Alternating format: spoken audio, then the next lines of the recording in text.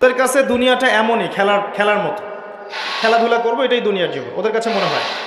আর একটু বড় হলে আল্লাহ দেখবেন কিশোর কিশোরীরা এখন দুনিয়ায় জীবনের কোনো উদ্দেশ্য নাই, সারাদিন এই বস্তুবাদিতা স্রোতে গা ভাসিয়ে দিয়েছে, ছেলে খেলায় সময় পার করছে, সারাদিন দেখবেন ফেসবুক, ইউটিউবিং, টিকটক, আড্ডাবাজি করা, লুডো খেলা, পাবজি, ফ্রি ফায়ার। ওদের কাছে লাহু মানে মজা, হাসি তামাশা। দুনিয়ার জীবন কি ঠাট্টা? মজা, হাসি তামাশা। আর একটু বুঝ বেশি থাকলে ড্রাগ অ্যাডিক্টেড হবে, গার্লফ্রেন্ডকে নিয়ে ঘুরবে, পর্নোগ্রাফিতে আসক্ত হবে, জুয়া খেলবে, ক্যাসিনোতে যাবে। দুনিয়ার জীবন ওদের কাছে এমন। আরেকটু বড় হলে আরেকটু বড় যখন হবে, ম্যাচুরিটি আসবে, তখন প্রতিযোগিতা, প্রাচুর্যের প্রতিযোগিতা, কে কত বেশি সম্পদ অর্জন করতে পারে, কার কত বেশি জমি আছে, কার কত সুন্দর স্ত্রী আছে, কার কত বড় চাকরি, কার কত বড় সম্পত্তি, কার কত বড় ক্ষমতা, জনবল কার কত বেশি। এই যে তাফাখুরুম বাইনাকুম ওয়া তাকাসুর, আল্লাহ পাক এটা সূরা তাকাসুরেও বলেছেন, আলহাকুমুত তাকাসুর হাত্তা যুরতুমুল মাকাবির। তোমরা প্রাচুর্যের প্রতিযোগিতা তোমাদেরকে মোহাচ্ছন্ন করেছে যতক্ষণ না তোমরা কবরে শায়িত হচ্ছ। কাল্লা সাউফা তা'লামুন সুম্মা কাল্লা সাউফা তা'লামুন, কখনো নয়, শীঘ্রই তোমরা জানতে পারবে। আবারও বলছি, শীঘ্রই তোমরা জানতে পারবে। কাল্লা লাউ তা'লামুনা ইলমাল ইয়াকিন, তখন ইলমাল ইয়াকিনে জানবে। একটা জিনিস পড়ে জানার নাম ইলমাল ইয়াকিন নয়, অনুধাবন করবেন যখন, তখন আপনার কাছে ইলমাল ইয়াকিন হবে। যেমন আপনাকে যদি বলি যে গোলাপ ফুলের গন্ধ আর রজনীগন্ধার গন্ধের মধ্যে পার্থক্য লিখে বলেন, লিখিত আকারে পার্থক্য বলেন বা ভাষায় প্রকাশ করেন, পারবেন? কথা বুঝতে পারছেন? গোলাপ ফুলের গন্ধ এবং রজনীগন্ধার গন্ধের মধ্যে কি পার্থক্য আছে আমাকে লিখিত আকারে দেন বা ভাষায় প্রকাশ করেন, পারবেন? এটা সম্ভব? মধুর মিষ্টি কেমন আর এই যে আপনার গুড়, এর মিষ্টি কেমন লিখিত আকারে বলুন বা ভাষায় প্রকাশ করুন, পারবেন?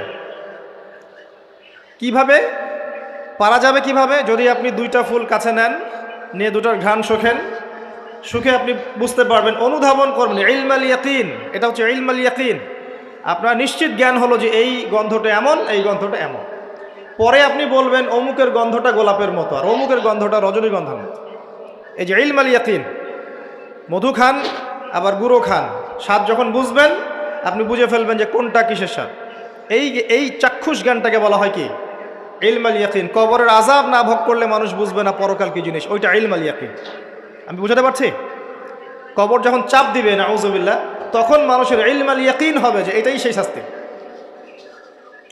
সূরা দুখান পড়ে দেখেন, আল্লাহ পাক বলেছেন যুক ইন্নাকা আনতাল আজিজুল কারীম, শাস্তি ভোগ করো, আজকে শাস্তি ভোগ করো। পৃথিবীতে অনেক সম্মানিত ছিলে, আজকে শাস্তি ভোগ করো।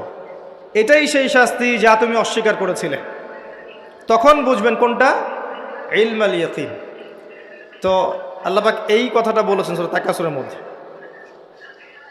তোমাদের প্রাচুর্যের প্রতিযোগিতা ব্যস্ত করে রেখেছে যতক্ষণ পর্যন্ত না তোমরা কবরে শায়িত হচ্ছ।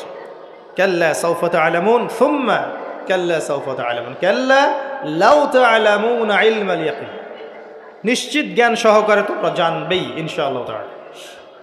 আল্লাহ পাক সূরা হাদীদের আয়াতে বলছেন যে দুনিয়ার জীবনটা খেলাধুলা, প্রাচুর্যের প্রতিযোগিতা, অনর্থক বিষয়ে ব্যস্ত থাকা।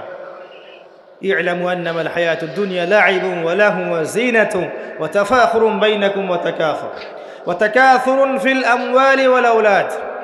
এই প্রাচুর্যের প্রতিযোগিতা হচ্ছে সম্পদের ক্ষেত্রে, সন্তানদের ক্ষেত্রে। এটা করি না আমরা? আমার এত সন্তান, আমার এত সম্পদ।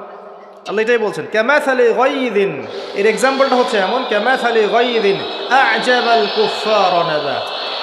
দুনিয়ার জীবনের উদাহরণ হচ্ছে এমন একটা বৃষ্টির মতো, ভালো করে বোঝেন, একটা বৃষ্টির মতো, যে বৃষ্টিটা একটা মৃত জমিনে পড়লো, জমিনটা মৃত ছিল, এরপর জমিনটা সজীব হলো, হওয়ার পরে সেখানে ফসল ফলল, ফসলটা এক পর্যায়ে সবুজ হলো।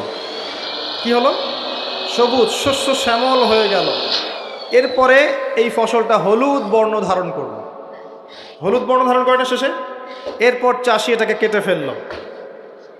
এই যে বৃষ্টি পড়লো, মৃত জমিন জীবিত হলো, এই যেখানে বীজ দেয়া হলো, ফসল ফললো, ফসলটা সবুজ হলো, তখন চাকচিক্যময় চারপাশ, শস্য শ্যামল, সুজলা সুফলা, না?